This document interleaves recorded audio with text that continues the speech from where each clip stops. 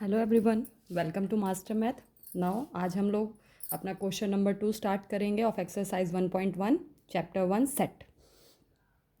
Question number 2 is let A is equals to, A आपको एक set दे रखा है जो कि क्या है, ए इक्वल्स टू 1 2 3 4 5 6।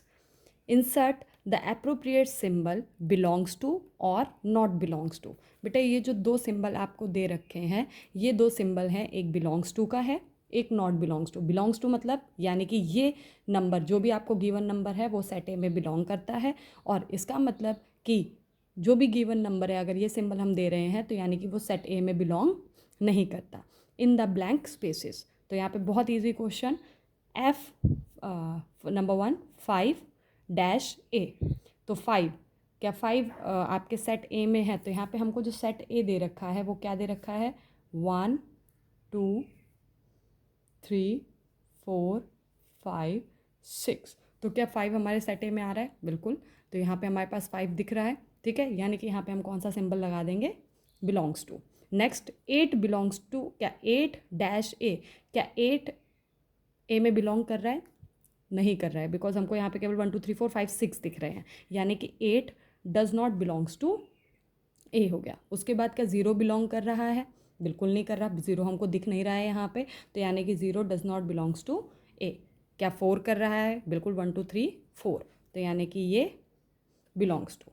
उसके बाद 2 ऑल्सो, 10 नॉट बिलोंग्स टू ए। यानी कि सिंपली ये जो बिलोंग्स टू और नॉट बिलोंग्स टू आपके साइन थे वो ये शो करने के लिए थे कि कौन सा एलिमेंट या कौन सा टर्म आपके सेट में मौजूद है और कौन सा टर्म या एलिमेंट आपके सेट में मौजूद नहीं है, ठीक है। अब नाउ अवर क्वेश्चन नंबर 3। आज के वीडियो में हम दो क्वेश्चन को कंप्लीट करेंगे, question number 2 and question number 3।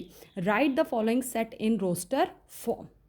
Roster form में आपको इसको लिखता है। रोस्टर फॉर्म मतलब बेटा सेट को हम दो तरीक़ों से लिख सकते हैं। एक फॉर्म होती है हमारी सेट बिल्डर फॉर्म और एक फॉर्म होती है रोस्टर फॉर्म, ठीक है। अब ये हमको सेट बिल्डर फॉर्म में दे रखा है, यानी कि जब हमको हमारा सेट अल्फ़ाबेट्स में दे रखा हो या सिम्बोलिकली रिप्रेजेंट कर रखा हो तो वो कैसी फॉर्म होती है, सेट बिल्डर फॉर्म होती है, ठीक है। यानी कि हम अपने सेट को दो तरीके से रिप्रेजेंट कर सकते हैं, दो तरीके से। एक हो गया आपका सेट बिल्डर फॉर्म और दूसरी हो गई रोस्टर फॉर्म। तो set builder form is given already, ठीक है, जो कि आपको अल्फ़ाबेटिकली या सिम्बोलिकली रिप्रेजेंट की गई होगी। और रोस्टर फॉर्म जब हम उनको अपने शब्दों में, अपने वर्ड्स में, स्मॉल सिम्बल्स में रिप्रेजेंट करते हैं। जैसे ये वाला जो आपका फॉर्म है, it is your roster form, ठीक है। अब हमको सेट बिल्डर फॉर्म गिवन दे रखा है, now we will change into roster form.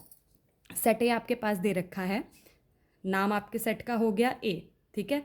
A is equals to curly bracket x.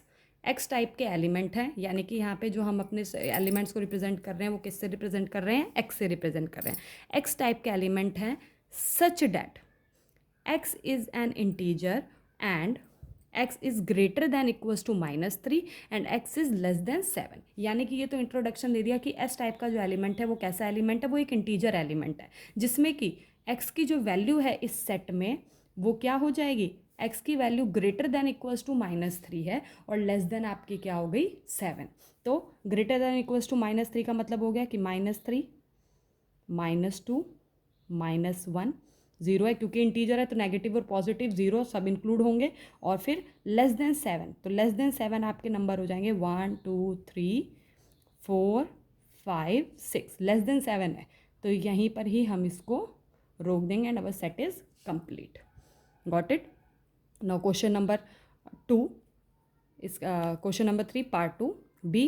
B type, B आपका सेट है, एक्स टाइप के एलिमेंट हैं such that x is a natural number less than 6। X एक natural number है जिसकी value 6 से छोटी है। तो वी ऑलरेडी नो कि नेचुरल नंबर आपके कहाँ से स्टार्ट होते हैं बेटा, it is start from 1 2 3 4 5, because it is saying that it is less than 6, क्योंकि लेस देन 6 बोल रहा है तो हम यहीं पर ही इसको रोक देंगे, ठीक है। सी, नेक्स्ट क्वेश्चन, सी हमारा सेट है, एक्स टाइप के एलिमेंट है, x is 2 digit natural number, ठीक है। एक्स हमारा कैसा नेचुरल नंबर है, 2 डिजिट नेचुरल नंबर है such that the sum of its digit is 8। अब हमको बेटा ऐसा सेट बनाना है कि ऐसे ग्रुप बनाने हैं 2 डिजिट के जिनका सम क्या हो, 8 हो। तो सबसे पहले 1 के साथ हम 7 को रख लेंगे, 1 + 7 इज इक्वल्स टू 8, 17 हमारा फर्स्ट नंबर हो गया। उसके बाद 2 के देखते हैं, 2 + 6 26, 3 + 5 8, 35 हमारा 4 + 4,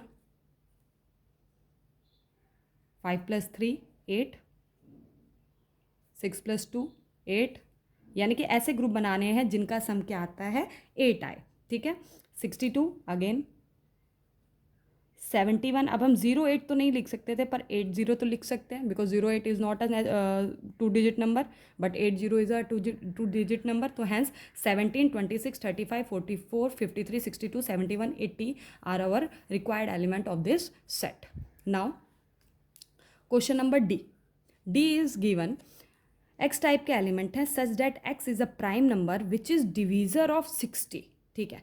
एक्स एक ऐसा प्राइम नंबर है जो कि 60 का डिवीजर हो, यानी कि जो 60 को कंप्लीटली डिवाइड कर दे। तो यहाँ पे 60 के डिवीजर बेटा और प्राइम नंबर होना चाहिए, ठीक है। 2 is a prime number and it is a divisor of 60, 3 and 5, ये 3 ऐसे प्राइम नंबर हैं विच आर डिवीजर ऑफ 60। और नंबर तो और भी हैं जो कि 60 के डिवीजर है, but those are not prime number. हमको यहाँ पे केवल कैसे नंबर इंक्लूड करने हैं, यानी कि बेटा सेट बिल्डर फॉर्म में आपको हर एक बात को मायने मतलब दिमाग में रख के काम करना है। उसके बाद E, the set of all letters in the word trigonometry. चलिए अब ई हमको एक ऐसा सेट दे दिया जिसमें सारे लेटर्स होने चाहिए इस सेट के वर्ड ट्रिग्नोमेट्री के, ठीक है। अब ट्रिग्नोमेट्री में बेटा देखो टी आ रहा है, R I G O N, अब एन के बाद फिर से ओ है, तो अब हम यहाँ पे ओ को दोबारा इंक्लूड नहीं करेंगे because we have already written it in our set, ठीक है, क्योंकि हम इसको पहले से ही अपने सेट में लिख चुके हैं, तो हम इसको दोबारा इंक्लूड नहीं करेंगे। जब एक एलिमेंट आपने अपने सेट में लिख दिया है तो वो चाहे कितनी बार भी क्यों ना आए, आप उसको एक बार ही अपने सेट में इंक्लूड करेंगे कि हाँ भैया ये इस सेट का हिस्सा है, ठीक है। उसको बार बार लिखने की ज़रूरत नहीं है। तो एन, ओ को हम नहीं लिखेंगे, फिर एम ई, अब टी दोबारा रिपीट हो रहा है तो हम टी को भी नहीं लिखेंगे, आर वाई, हैंस अवर सेट कंप्लीट, ठीक है। सिमिलरली एफ आपको एक ऐसा सेट दे रखा है जिसमें आपको बेटर वर्ड के सारे वर्ड्स को, लेटर्स को इंक्लूड करना है, ठीक है। तो बेटर में आपका बी हो गया, ई हो गया, अब टी आपका 2 बार आ रहा है तो हम एक ही बार लिखेंगे, ई हम ऑलरेडी लिख चुके हैं तो दोबारा से नहीं लिखेंगे, और यह हो गया आर। तो this is our set. Hence today's video is complete. Thank you everyone. Hope आप लोगों को क्वेश्चन समझ में आए हो, और आगे कोई क्वेश्चन पूछना हो तो कमेंट बॉक्स में डाल दीजिए। Thank you.